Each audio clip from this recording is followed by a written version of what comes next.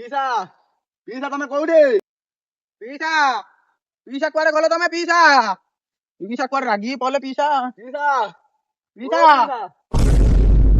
ଆରେ ଗୁଲୁ, ଆରେ କାଳୁ, ତୁ କୁଆଡେ ଆସିଛୁ? ମୁଁ ବା ପିଇସାକୁ ଖୋଜି ଆସିଛି। ଆରେ ମୁଁ ବା ପିଇସାକୁ ଖୋଜି ଆସିଛି। ପିଇସା କୁଆଡେ ଗଲେ? ପିଇସା କୁଆଡେ ଚାଲିଗଲେ ବା? କୁଆ ଚାଲିଲେ? ଆଁ? ଚାଲ ଚାଲ ଖୋଜି ଚାଲ। ପିଇସା ପିଇସା ଆରେ ପିଇସା ତମେ କୋଉଠି? ଏଇଠି ଏଇଠି ଆରେ କୋପଟେ? ଏପଟେ ଏପଟେ। ଆରେ ଆମେ ପରା ଏପଟେ। ହଁ ଆସ ଆସ ଆସ, ଜଙ୍ଗଲ ଆଡେ ଟିକେ ଆସ। ଆମକୁ କଣ ଦେଖା ଯାଉନଥିଲା କି ରେ ପିଲେ? ଆରେ ପିଇସା ତମେ କଣ କରୁଛ? ଏ ବାପା ସେରା କହରାରେ, ବୁଝିଲୁ ସବୁ ସୁଭଦ୍ରାର ଲୀଳା। ସୁଭଦ୍ରା ଲୀଳା? ହଁ ପରା, ମୋ ଉପରେ ସ୍ୱପ୍ନ ତ ନାନୀ ଏବେ ପର୍ଯ୍ୟନ୍ତ ଶୋଇକି ଦେଖୁଛି, ବୁଝିପାରିଲୁ। ହେଲେ କଥା କଣ, ଛୁଆ ଯିବେ ସ୍କୁଲକୁ, ଖାଆ ପିଅ ହବ। ବର୍ତ୍ତମାନ ଗ୍ୟାସ ନାହିଁ।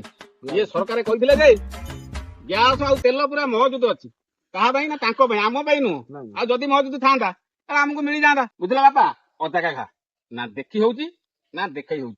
ତମ ନାନୀ ସୁଭଦ୍ରାରେ 5,000 ପାଇଲା, ପିଇସା କିନ୍ତୁ ଜଙ୍ଗଲରେ ବାମ୍ଫ ନେଲା।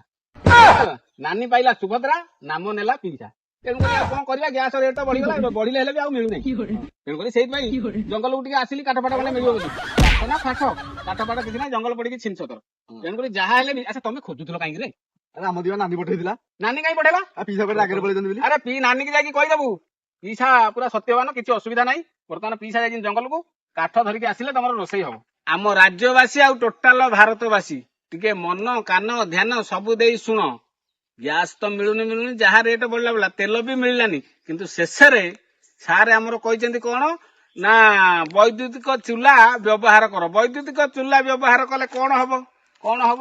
ଇଲେକ୍ଟ୍ରିକ ଚୁଲା ବ୍ୟବହାର କଲେ କଣ ହବ? ଇଲେକ୍ଟ୍ରିକ ବିଲ୍ ବଢିବ। ବିଲ୍ ବଢିବ। କିଏ ନବ? ସରକାର ନବ। ଦଲାଲ ମାନେ ନେବେ। ଯୋଉମାନେ କହୁଛନ୍ତି ମହଜୁଦ ଅଛି, ମହଜୁଦ ଅଛି, ମହଜୁଦ ଅଛି, କଣ ଗ୍ୟାସ ଆଉ ତେଲ। ଆଚ୍ଛା ମହଜୁଦ ଯୋଉ ରଖିଛ, ସେଟା କାହା ପାଇଁ ରଖିଛ କିଓ? ଇଓ ମାଲିକ, ଓ ମାଲିକ କାହା ପାଇଁ? ଆଉ ସେପଟେ ବା ରାମ ମନ୍ଦିର ଅନ୍ନପ୍ରସାଦ ବନ୍ଦ ହେଲାଣି, ସେପଟେ ଦିଲ୍ଲୀ କୋର୍ଟର କ୍ୟାଣ୍ଟିନ ବନ୍ଦ ହେଇଗଲାଣି, ଏପଟେ ଶ୍ମଶାନରେ ଶବ ଦାହ ପାଇଁ ଇନ୍ଧନ ନାହିଁ। ଆଉ ମହଜୁଦ ରଖିଛ କାହା ପାଇଁ? ତମ ପାଇଁ ନା କାହା ପାଇଁ କିଓ? ଆଉ ଏପଟେ କଣ କହିଲଣି ନା ଇଲେକ୍ଟ୍ରିକ ଚୁଲା, ଇଲେକ୍ଟ୍ରିକ ଚୁଲା, ଇଲେକ୍ଟ୍ରିକ ଚୁଲା ବ୍ୟବହାର କର। ବ୍ୟବହାର କଲେ ଏବେ ତ ଯାହା କରୁଛ ସେଟା କହିହବ ନାହିଁ, କିନ୍ତୁ ପଛେ ଯେତେବେଳେ ଇଲେକ୍ଟ୍ରିକ ଚୁଲା ବ୍ୟବହାର କରିବ ମାରିବ ଘନ ଘନ। ଆଉ ନା କଣ କିଓ ମାଲିକ ଟିକେ କହିବ। ଆଉ ଶୁଣ, ଯୋଉ ସାର୍ କହିଥିଲେ ଆମର କଣ କହିଥିଲେ ନା, ସେତେବେଳେ କହିଥିଲେ ସେ ଅଙ୍ଗାର କୋଇଲାରେ ଜାଳିଲେ ମା ମାନଙ୍କର ଆଖିରୁ ଲୁହ ବାହାରିଲେ ଦେହ ଖରାପ ହେଇଯିବ, ଭଲ ମନ୍ଦ ହେଇଯାଇଥିବ। କିନ୍ତୁ ଏବେ ସାର୍ ଟିକେ କହୁନାହାନ୍ତି ଯେ ଗ୍ୟାସ ରେ ରୋଷେଇ କଲେ ଭଲ ଲାଗୁନି ବୋଲି, ବୁଝିଲ। ଦେଲ କେତେ, ନେଲ କେତେ, ରଖିଲ କେତେ, କୋଉଥିରେ? ସୁଭଦ୍ରାରେ, ବୁଝିଲ। ଲୁଟିବା କଥା ଲୁଟ, ତମର ତ ପଡିଛି ପାଳି।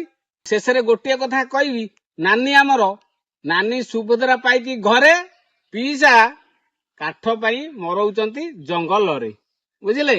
କାନ ମନ ଧ୍ୟାନ ସବୁ ଦେବେ ହେଲା। ଏ ପିଲେ ତମର କାଠ ଫାଟ ଦରକାର ଅଛି କି? ଚାଲ ନେଇକି ଯିବା, ଘରେ ରୋଷେଇ କରିବା, ବୁଝିଲ। ନା ଗ୍ୟାସ ଚୁଲା ଆମକୁ ଦରକାର, ନା ଆମକୁ ଇଲେକ୍ଟ୍ରିକ ଚୁଲା ଦରକାର, ବୁଝିଲ ନା। ଚାଲ।